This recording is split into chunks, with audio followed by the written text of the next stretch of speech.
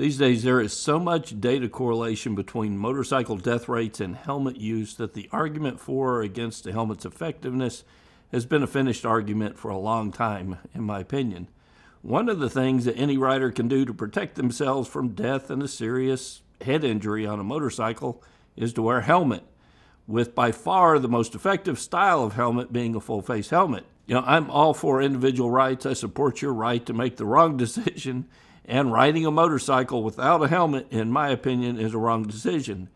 In 2020, Missouri, a state in which I once lived, and I've got a lot of family that lives there, my wife's side of the family in particular, removed their helmet mandate from the state laws. The new law allows riders who are over 26 and for some reason if they have a life insurance policy to ride without a helmet. Well, since that law was passed, there's been a 47% increase in motorcycle fatalities, with about half of those deaths with riders who are not wearing a helmet. Missouri is not the only state to see this trend. Florida repealed their helmet law in 2001, and fatalities increased by 48.6% the next year. Oftentimes, it's not a complete repeal of the law, but the state relaxes the law, where making it practically unenforceable for law enforcement. So take Missouri's new law, for example. It says that you have to be over 26, and if you've got a life insurance policy, then you can ride without a helmet. Well, do you think cops are pulling riders over to see if they're 25 years old?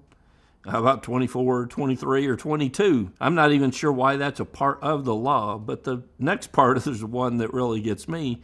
You have to have a life insurance policy. Now, even the fact that they made a life insurance policy a part of the law shows that they realized what was going to happen when they repealed the law. But how do they enforce that part of the law?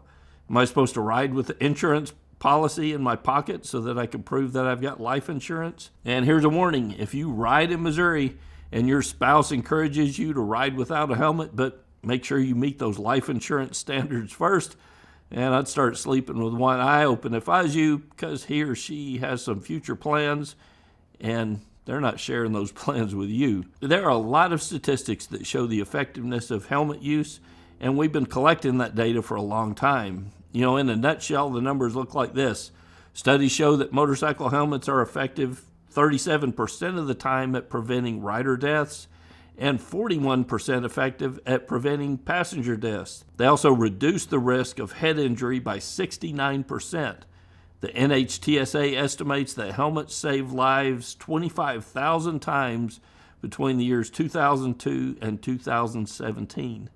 So that's 25,000 more riders on that period because they were wearing a helmet. In Missouri, Lieutenant Colonel Tim Whitney of the Jefferson County Sheriff's Office talked about three things that also reduce the number of fatalities on the roadway. Quoting Officer Whitney, he said, "We talk about the 3 E's when it comes to making our roadways safer.